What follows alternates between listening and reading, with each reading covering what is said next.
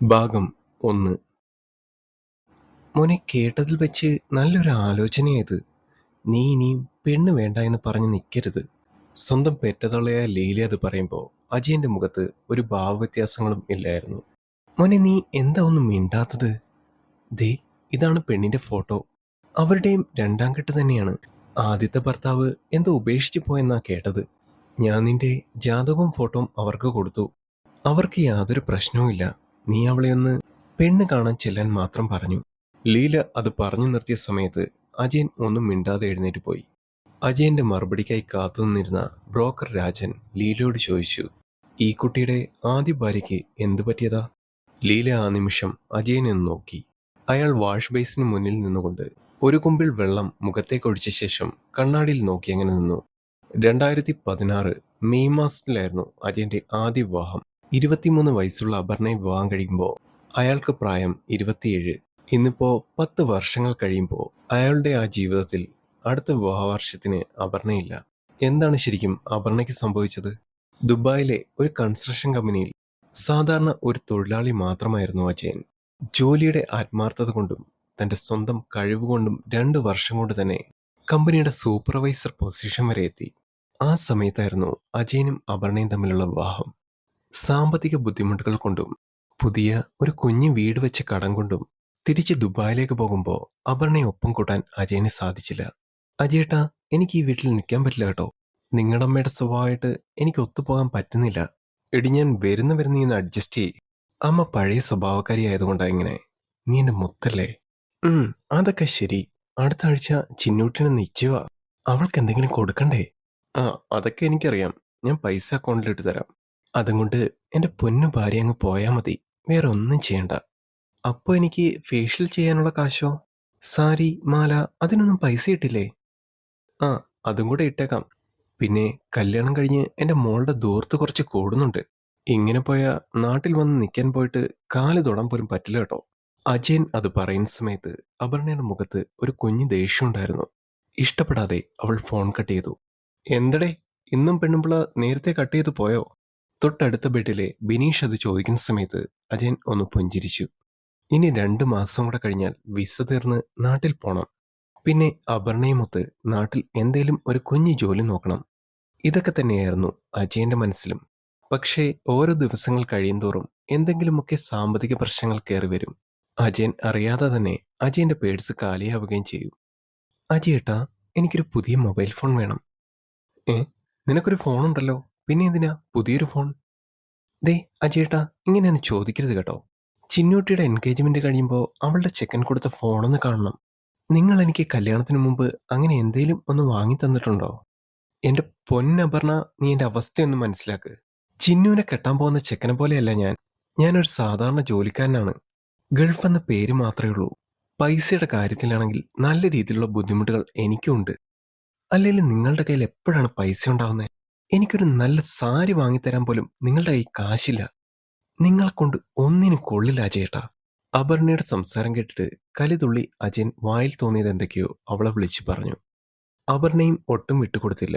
അവളും അവനോടൊപ്പം തന്നെ ആഞ്ഞു പിടിച്ചു. ഒടുവിൽ രണ്ടുപേരും ഫോൺ കട്ട് ചെയ്യുമ്പോൾ ഒരു രണ്ടാം ലോക മഹായുധം കഴിഞ്ഞ സ്ഥിതിയായിരുന്നു ഇരുവരുടെയും മനസ്സിൽ. അടുത്ത ദിവസം രാവിലെ തന്നെ അപർണയുടെ പിണക്കം മാറ്റാനായി അജയൻ ബിനീഷിന്റെ കയ്യിൽ നിന്നും 30,000 രൂപ കടം വാങ്ങിച്ച് അപർണയ്ക്ക് അയച്ചു കൊടുത്തു. എടി, നീ പറഞ്ഞ ഫോണിന് വേണ്ട പൈസ ഞാൻ അയച്ചിട്ടുണ്ട്. എന്താന്ന് വെച്ചാൽ വാങ്ങിച്ചോ. കള്ളൻ. ക്യാഷ് എല്ലാം കൈവച്ചിട്ടാണല്ലേ ഈ അഭിനയവും ഡയലോഗും ഒക്കെ? അപർണ ഒരു പൊട്ടിച്ചിരിയോടെ അത് അജയനോട് പറയുമ്പോൾ അജയന്റെ മുഖത്ത് ദേഷ്യവും വിഷമവും നിരാശയും ഒരുപോലെ വന്നു. അപർണ, ഞാൻ നിന്നോട് തൊഴുതുകൊണ്ട് പറയുക, എനിക്ക് നിന്റെ കൂടെ ഹാപ്പിയായിട്ട് ജീവിക്കണം. അതിന് പൈസ എന്തെങ്കിലും കയ്യിൽ വേണം. നാട്ടിൽ വന്ന പിടിച്ചു നിൽക്കണ്ടേ? നീ ഇനിയെങ്കിലും അനാവശ്യമായിട്ട് പൈസ കളയുന്ന നിർത്ത്. ദേ, എന്റെ വിസ തീരാൻ ഇനി 1 മാസം കൂടിയുള്ളൂ. ഇപ്പൊ നിനക്ക് ഫോൺ മേടിക്കാൻ അയച്ച പൈസ ബിനീഷ് തന്ന കടമാണ്. അത് തിരിച്ചു കൊടുക്കണം. നീ ഒന്ന് ആലോചിച്ച് നോക്ക്. നീ ഇങ്ങനെ അനാവശ്യമായിട്ട് വാശി പിടിക്കുമ്പോൾ നമുക്ക് ബാധ്യതകൾ കൂടി വരുക. നിനക്ക് ഞാൻ പറയുന്നത് വല്ലതും മനസ്സിലാവുന്നുണ്ടോ? ഇനി ഞാൻ ഒന്നും ചോദിച്ചു വരില്ല. ഇത് ഞാൻ കണ്ടപ്പോ മോഹിച്ചു പോയതല്ലേ അജയേട്ടാ. എന്നോട് ഈ തവണ കൂടി ക്ഷമിക്ക്. ആ ദിവസം അജയൻ അപർണയുമായി കുറെ നേരം കൊഞ്ചിക്കുഴഞ്ഞ് ഫോൺ വെച്ചു. ദിവസങ്ങൾ കടന്നുപോയി. ഒടുവിൽ അജയൻ കാത്തിരുന്ന ആ ദിവസം വന്നെത്തി. ഒരു പ്രവാസിയുടെ ജീവിതത്തിലെ ഏറ്റവും വലിയ സ്വപ്നം. എല്ലാം ഒരു ദിവസം കളഞ്ഞിട്ട് നാട്ടിലേക്ക് പോകുക എന്നത്. എന്നാൽ ബാക്കി വെച്ചിട്ട് പോകുന്ന ബാധ്യതകളെക്കുറിച്ച് ആലോചിക്കുമ്പോൾ ഉള്ളു നീറുന്നുണ്ടായിരുന്നു. ബിനീഷേ, ഇതിൽ മുഴുവൻ പൈസയില്ല കേട്ടോ. ഞാൻ നാട്ടിലെത്തിയിട്ട് നിന്റെ അക്കൗണ്ടിലേക്ക് ഇട്ടേക്കളിയാ. അതിനെന്താളിയാ, നീ ചെന്നിട്ടൊന്ന് സെറ്റാവ്. അതിനുശേഷം ഇട്ടു തന്നാ മതി. എനിക്ക് തിരക്കൊന്നുമില്ല. ബിനീഷിന്റെ ആ നല്ല മനസ്സിനെ അവന്റെ കൈകൾ ഒന്ന് ചേർത്ത് പിടിച്ചിട്ട് അജയൻ അന്ന് രാത്രിയിൽ എയർ അറേബ്യയുടെ ഫ്ലൈറ്റ് യാത്രയായി. വീട്ടിൽ നിന്ന് ആരും എയർപോർട്ടിലെത്തിയില്ല. ഒരു ടാക്സി വിളിക്കാൻ കാശ് പോലും ഇല്ലാതെ ഇരുന്നിട്ടും സർക്കാർ വണ്ടിയിൽ നേരെ വീടിനടുത്തുള്ള ടൗണിൽ ഇറങ്ങി. ശേഷം അവിടെ നിന്നും ഒരു ടാക്സി പിടിച്ച് വീട്ടിലേക്ക്. അതാവുമ്പം കുറച്ച് പൈസ കൊടുത്താൽ മതിയല്ലോ. ജീവിതം മുഴുവൻ കടവും കഷ്ടപ്പാടും ആയിരുന്നിട്ടും നാട്ടുകാർക്കും വീട്ടുകാർക്കും സംബന്ധക്കാർക്കും ഇടയിൽ അവൻ കാശുകാരനായ ഒരു ഗൾഫുകാരനാണല്ലോ. അജയൻ വീടിന് മുന്നിലെത്തിയപ്പോൾ അവനെ കാത്ത് ഉമ്മറപ്പടിയിൽ അമ്മ ഇരിപ്പുണ്ടായിരുന്നു. വർഷങ്ങൾ കഴിഞ്ഞ് അമ്മയെ കണ്ടതല്ലേ, ഒന്ന് ചേർത്ത് പിടിച്ച ശേഷം, അപർണ എന്തേ അമ്മേ?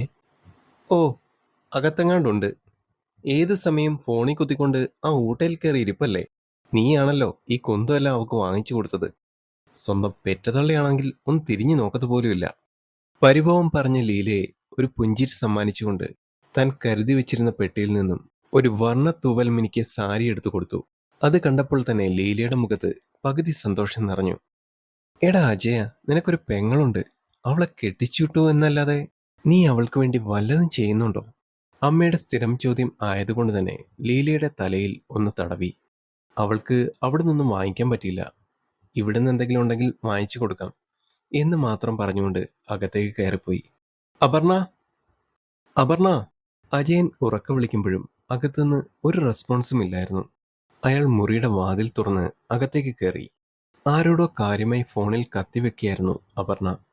എടി, നിന്നെ ഇത്രയും വിളിച്ചിട്ട് നീ ഒന്ന് മൂളുകയെങ്കിലും ചെയ്തൂടെ? അജേട്ടാ, ഒരു മിനിറ്റ്, എൻ്റെ ഒരു പഴയ ഫ്രണ്ടാണ് വിളിക്കുന്നത്. ഞാൻ ഇപ്പം വരാട്ടോ. അജയൻ കയ്യിലുണ്ടായിരുന്ന ബാഗ് ഒരു മൂലയിലേക്ക് ഒതുക്കി വെച്ചിട്ട് പുറത്തേക്ക് പോയി. അയാളുടെ മുഖത്ത് ദേഷ്യവും നിരാശയും ഒരുപോലെ ഉണ്ടായിരുന്നു. വർഷങ്ങൾ കഴിഞ്ഞ് ഒന്ന് കാണാൻ വരുമ്പോൾ ഓടി വന്ന് ചേർത്ത് പിടിക്കുന്ന അപർണയായിരുന്നു അജയൻ പ്രതീക്ഷിച്ചത്. ഒരു മിനിറ്റ് എന്ന് പറഞ്ഞിട്ട് 5 മിനിറ്റായി, പിന്നെ അത് 10 മിനിറ്റായി, 15ആയി. സമയം അങ്ങനെ പൊക്കോണ്ടേയിരുന്നു. അജയൻ ഉമ്മർത്തെ ഒരു പടിയിൽ കാല് പൊക്കി വെച്ചുകൊണ്ടിരുന്നു. പുറത്തുനിന്നും കയറി വന്ന ലീല അവനെ കണ്ടതും, നീയായിട്ടുണ്ടാക്കിയതല്ലേ, എല്ലാം നീ തന്നെ അനുഭവിച്ചോ എന്ന് മാത്രം പറഞ്ഞുകൊണ്ട് അകത്തേക്ക് പോയി. അജയേട്ടന് ഞാൻ ചായ എടുക്കട്ടെ? വേണ്ട പറഞ്ഞ, വന്ന് കയറിയപ്പോൾ തന്നെ വയറ് നിറഞ്ഞു. ഞാനൊന്ന് കിടക്കട്ടെ. അപ്പൊ കുളിക്കുന്നില്ലേ? വയ്യാടി, നല്ല ക്ഷീണം. വൈകുന്നേരം 6 മണി കഴിയുമ്പോഴാണ് അജയൻ ഉറക്കം എഴുന്നേക്കുന്നത്.